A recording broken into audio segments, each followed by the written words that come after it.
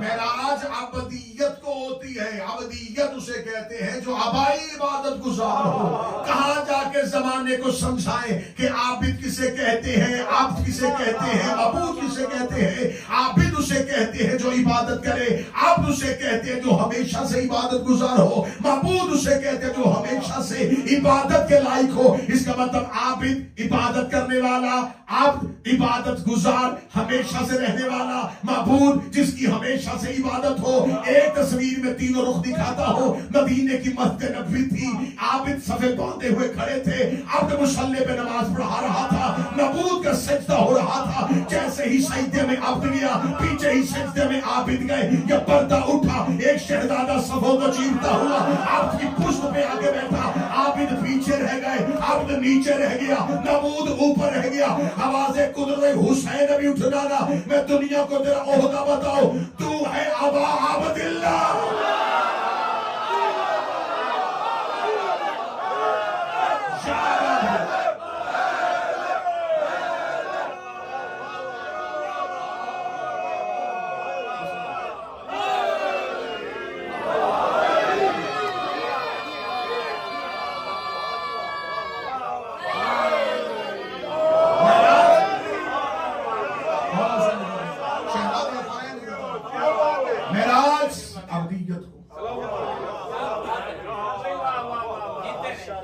अब्दियत, अफजलियत, फज़ाइल मुस्तफा का रसूल है, लेकिन अल्लाह का अब्द है। हमने मेराज में अब्द को बुलाया जो अब्दियत पे नाज कर रहा है। रसूल भी है, यासीन भी है, मुजम्मल भी है। नाज किस पे? अब्दियत। अब यहीं पे एक सुना सुनाया जुमला सुना। मौला अमीर अल मोमिनीन से किसी ने पूछा, या अली आपके पास कौन सी ऐसी फजीलत है जिसमें बड़ा नाज है?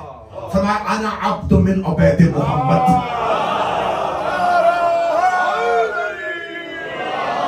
यहां भी मैंने पहले कहा था कि उर्दू अल्फाज में मानी की कमी, यहां पर आम तर्जुमा, क्योंकि अब्द गुलाम के लिए भी इस्तेमाल। मैं मोहम्मद के गुलामों में से गुलाम नहीं, मिन उबैद मोहम्मद, उनमें से हूं। मैं वैसा अब्द हूं जैसा मोहम्मद उसके अब्दों में से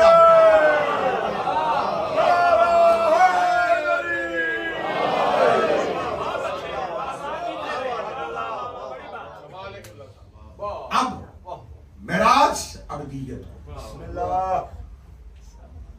अस्सलातु मेराजुल मोमिन, अस्सलातु अमूदुद्दीन, नमाज दीन का सुतून। नमाज मोमिन की मेराज, नमाज है अल्लाह से इबादत का अमली मुजाहिरा। अल्लाह फरादा इबादत, फरादा नमाज, अजर और जमात के साथ। फजीलत किसके साथ है? जमात के साथ। खुदा कहता तन्हाई में इबादत करोगे अजर दूंगा, फजीलत अब दूंगा जब मजमे में करोगे। क्योंकि नमाज के तसव्वुरात में से नमाज का एक मरकजी बुनियादी नुक्ता है गरूर इंसानियत का खात्मा।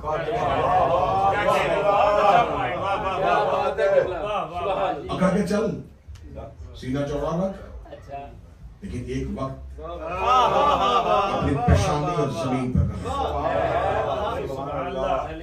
अकेले में पेशानी जमीन पर रखेगा। और है जमात में फजीलत इसलिए दूंगा कि जमात में और गरूर टूटेगा। घर में नमाज पढ़ेगा तो सिर्फ पेशानी खात में जाएगी। जमात में अगर नमाज पढ़ेगा तो तेरी पेशानी किसी के कदमों में भी जाएगी।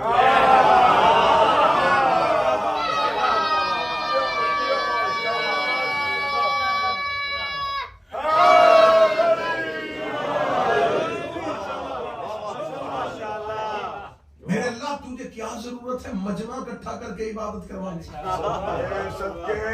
मेरी इबादत करवानी, तूने इजहार करना है मुझसे करीब होने का, मेरी कुर्बत का इजहार करना है, मजमे में कर बिस्मिल्लाह। इसका मतलब है कि अल्लाह जब अपनी कुर्बत का इजहार चाहता है तो मजमे में चाहता है। ये मजमा बुलाना अल्लाह की पसंद है।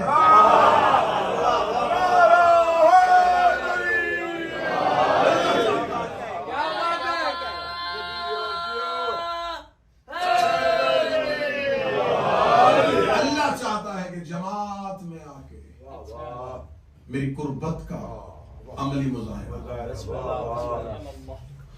इसलिए अल्लाह ने 7 दिनों में एक दिन रखा जुम्मा। जुम्मा कहते जमा होने को। मेरे पास में इमाम से किसी ने पूछा मौला रोजे जुम्मा की वजह, इसे जुम्मा क्यों कहते हैं? फरमाया इसलिए कि अल्लाह ने आलम अलस्त में रूहों को जमा किया था। जिस दिन जमा किया था वो दिन ये था, अल्लाह ने रूहों को जमा किया था। किस लिए? 5वें इमाम का फरमान हयातुल कुलूब अला मुदल्लसी, तफसीर मिज़ान, तफसीर कुम्मी, तफसीर बुरहान, तफसीर अहले बैत का सामान। मौला रूहों को जमा क्यों करवाया था? फरमाया मेरे दादा अली की विलायत।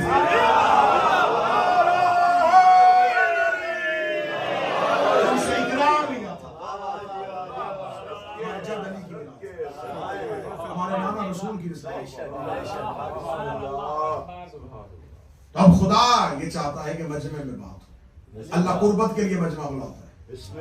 रसूल गदीर में अली की विलायत के लिए मजमा बुलाता है।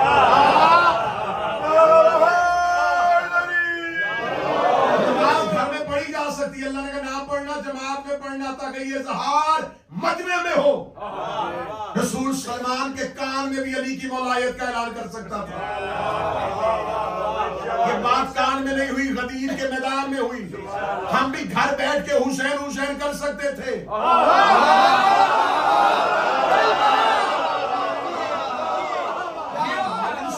लोग कहते भाई घर में बैठेंगे, ऑनलाइन भी तो मैंने सुनी जा सकती है। हुसैन को ऑनलाइन नजर नहीं चाहिए, हुसैन को लाइन हाजिर नजर चाहिए।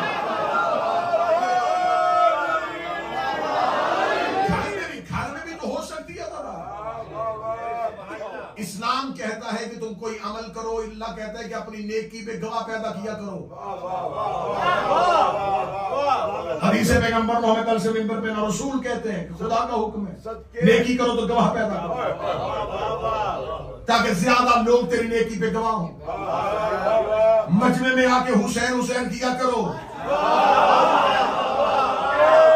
हाथ नीचे रह गए, हल्के में आके मातम किया करो।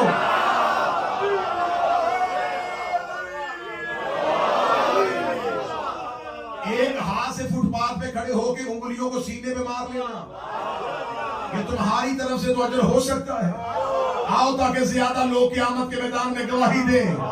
हमने इसे हल्का मातम में देखा है, हमने इसे मजलिस शबीर में देखा है। बड़ा बेहतरीन जुमला भाई कहने लगा, उन आज बंदे कहते नमाज अल्लाह की, नमाज जमात अल्लाह की कुर्बत का अमली मुजाहिरा।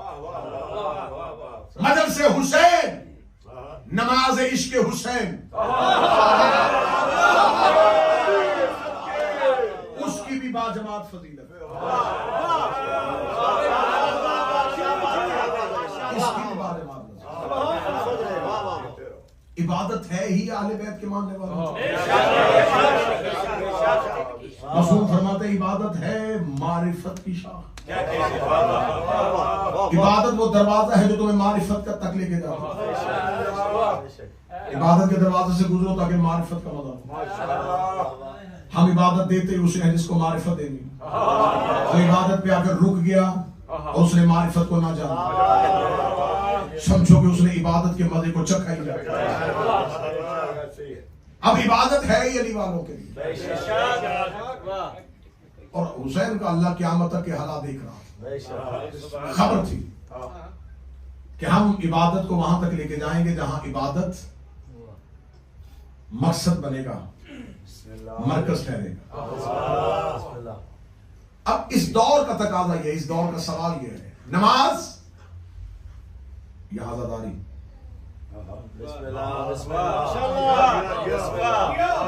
जमात या मातम? अब इसी एक सवाल ने दो ग्रोह किए, नमाज या मातम, इन दोनों लफ्जों में से या निकाल दो।